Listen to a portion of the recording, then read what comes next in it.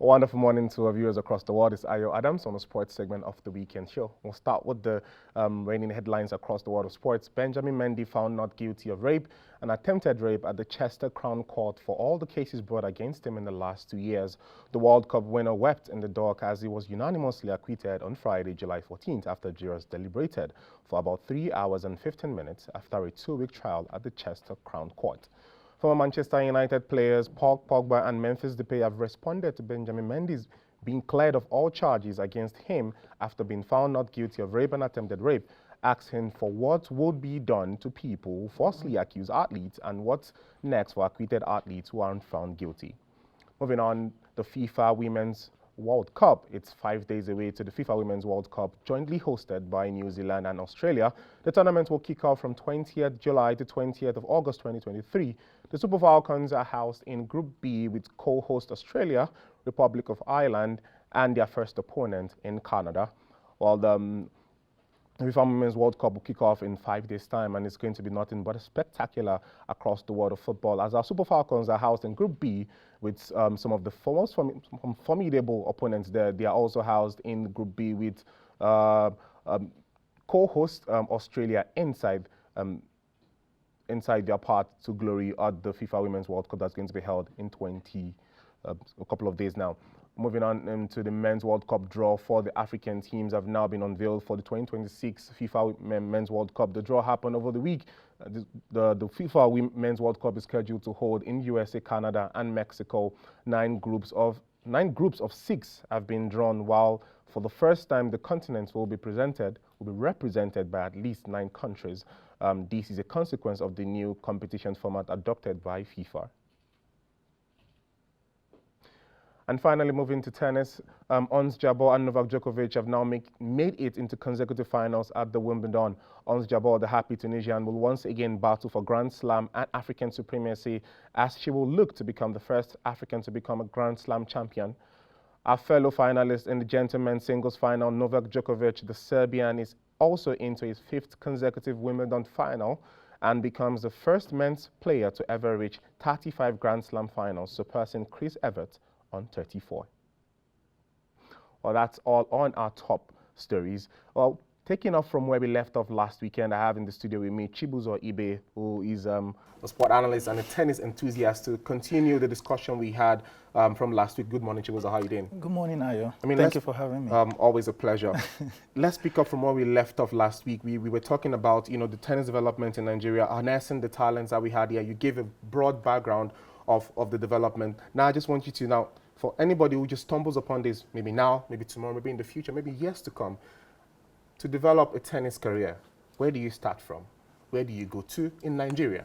Because basically, it's basically the only sport that we haven't broken out of in major championship. I know we're doing well in the juniors. I know some brands across the country have been organizing tournaments. The Rain Oil Open and so much and so forth, where we've had the likes of Onyilomo, Kodri, and Emmanuel, and a number of some of these top athletes in there, breaking the ranks. But it needs to go higher than the juniors. Amongst the top athletes across the world, the Novaks, the Holger, I saw the video of Holger Rune and Carlos Alcaraz playing juniors when they were just 13, 14. But now we can talk about them globally because Alcaraz is now a world #1 and Holger Rune is among the top 10. Yes. So how do we scale these young athletes from juniors into global domination so that one day they can also be called in the same vein as Ons Jabeur? Well, I'd like to start by saying for you to make it in tennis, there has to be like an overwhelming interest in tennis. If you don't have that, because unlike other, sport or other, education, you study 4 or 5 years and then, this is a lifelong path. And it takes a very long period of time before you start seeing the dividend. You just mentioned Oyilomo Kodri. I actually happen to know the dad. The dad is someone who, he sells sports, tennis equipment actually. And you see where it is coming from. The passion. The father now, through the father, the child is introduced to the sport. And then over time, she grows into it. And now look at where she is. So, and same goes to most of the people that you see at the top today. Most of the people in top in fact, practically everybody who is in ATP or WTA, Or play juniors. you get to hear that, okay, their parents is usually like a parental thing passed to an offspring who now, buys into it and imbibes it and, runs with it. Otherwise, tennis is not like, it's an individual sport. Unlike other sports where you come together as a community and you're discovered, it takes longer. You have to give it time. And I don't think we exactly have that here in Nigeria. So I mean, it would take for us to have this shift. First of all, you don't even have like a lot of Nigerians who are interested in tennis in the first place. So we have to actually start from somewhere. In my case, if I happen to have an opportunity, let there be tennis courts at every local government levels. We have over 730, I can't give the figures now, but we do not have this, you find out that like when I travel to the east, I have to drive like 2 hours plus just to get a tennis court to play. It shouldn't be so. I should just have to go 7 minutes away and I found where to, at max, I found where to play. So these are some of the things that we need to start cultivating at the grassroots so that we can start seeing these dividends over time. All right, just to buttress on the point you just made, we usually have yearly festivals, where we have the, across the country, they converge in mostly. I think the past couple of years now it's been happening in Delta, the National Sports Festival. Okay. That is also supposed to be an avenue where these sports are widely and generally promoted, but just like you rightly mentioned, tennis is a sport that you have to be personally invested in. It's an individual sport. So if somebody who is amongst your ranks don't have that interest, it's not something that can take further. But when we look at it across board, generally across the world, we've seen how people have taken, developmental steps, and intentional steps. Yeah. Now, let's take it away from it being an individual sport. That's a background, it's an individual sport.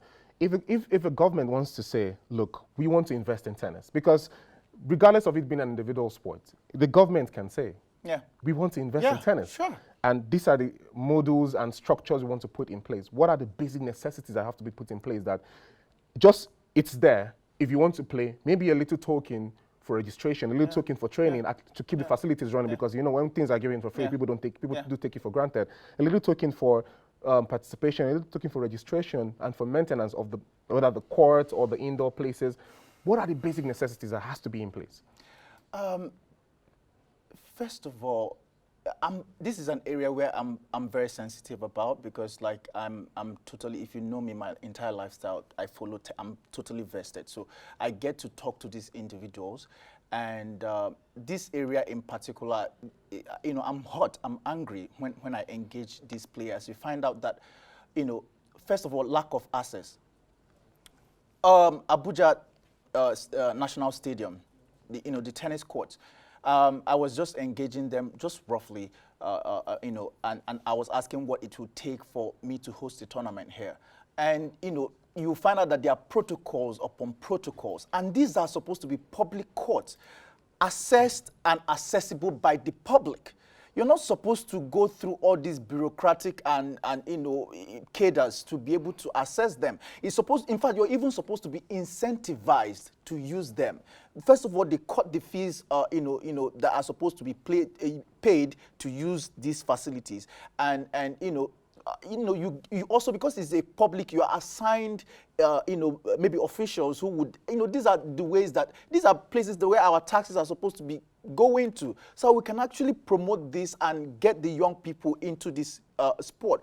But you find out that when you engage these youngsters, they have issues of, people who do not know anything about tennis being asked to manage. How do you get to manage people when you do not know the first thing about the sport? If you lack that interest, obviously it's going to show in everything and every decision that is being made. And you find out that even, like you mentioned, the Delta State Sports Festival, you find out that the people who have been assigned to oversee the welfare of these people cut down on this, whatever is assigned, if an X amount is given, they take, the upper echelon takes, and then the middle people take, and then by the time it's getting back to these people, it's like 5,000 naira that is being given as a prize money that you have suffered and labored to get. So it makes it. I think these are the areas that we should be looking into if we're looking to get the government to actually come in and make some of these things better. Oh, wonderful, wonderful assessment there. I mean, you know, we talk about governments not being able to put these structures in place, and I think it was over last week or a couple of weeks ago, I saw the Patrick Mitroglou Center opening in Asia. That's like 6 structures across the world, and you can see the amount of tennis stars who have gone across it. You know, if you look, if the government of wherever it is, you know, goes in there and see how much revenue they're making from how people just troop in from around the world just to come and learn from his academy, they'll probably put it to more good use. And just like you mentioned, you know, we can't have administrators at the arm of the sport not being people who actually understand how the sport runs. It's like just, you know, giving the right things to the wrong people. You know, regardless, maybe they might be qualified to be at the helm of a sport, but maybe not qualified at the helm of a particular sport. Because there is general and then there is specific. Yeah. All right, then we'll shift gears. We're still in tennis. We'll move to Wimbledon. The Wimbledon final will be commencing today and tomorrow. The women's singles final will be commencing today, where Ons Jabeur back-to-back finals. She will be taking on Vondrousova in the finals today. Ons Jabeur defeated Aryna Sabalenka earlier this week coming back from a set down, tiebreaker 7-5 to later go and win 6-4, 6-3. While the men's final will see world number 1 and world number 2. This is going to be one of the most exciting and mouth-watering encounter we're going to see in this tennis season. Well, both parties have met actually in the Madrid Open earlier this year, but Carlos Alcaraz cramped out. Djokovic defeated Jannik Sinner in his final 6-3, 6-4, 7-4. And Carlos Alcaraz took out Daniil Medvedev in straight 3 sets. That was quite shocking to see that. Carlos Alcaraz took out Daniil. I know Carlos Alcaraz brews so much firepower, but taking out Daniil Medvedev in 3 sets, what does that say for Novak Djokovic in the final? And we also know Novak Djokovic. He just clearly said 36 is the new 26. His man is not getting any younger, but he plays like as if he's just a youngster on court. How would you analyze that final between those two counterparts tomorrow? Okay, first of all, let me start on the WTA side, on the ATP side. I'm going to start with the people whom I was well impressed with, and then I'll take this question. Like, I think on the ATP side, Christopher Eubanks. Eubanks, oh my God, what a run. Oh, what a run. What a run. What a run. What a run. All the way from Mallorca all the way down. He was a podcaster last year. I'm telling you, he picked up his first ATP title at Mallorca. That was 2 weeks ago. And then into Wimbledon, and then he made this run. So I am quite impressed with his run, and I hope that he takes this. And we're going to the US Open now, so which is his home country. So I hope to see more.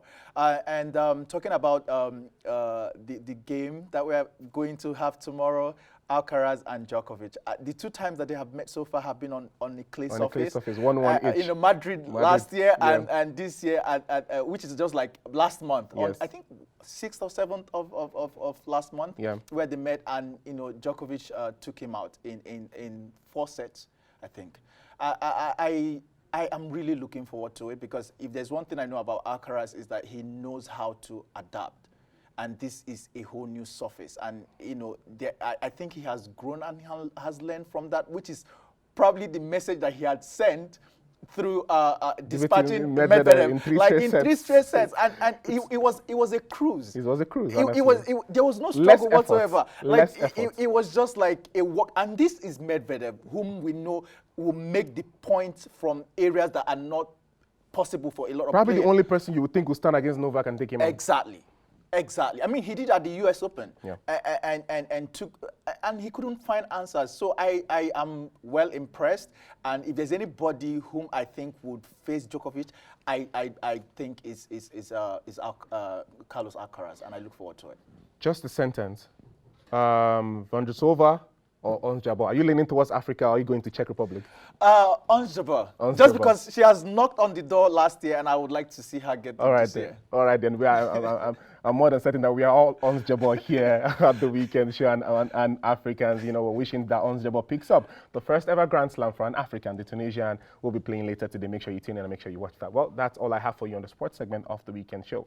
But I'm not leaving you yet. I'm leaving you with Emeka Onzorumba. He'll be taking on the poetic interlude after this short break. See you soon.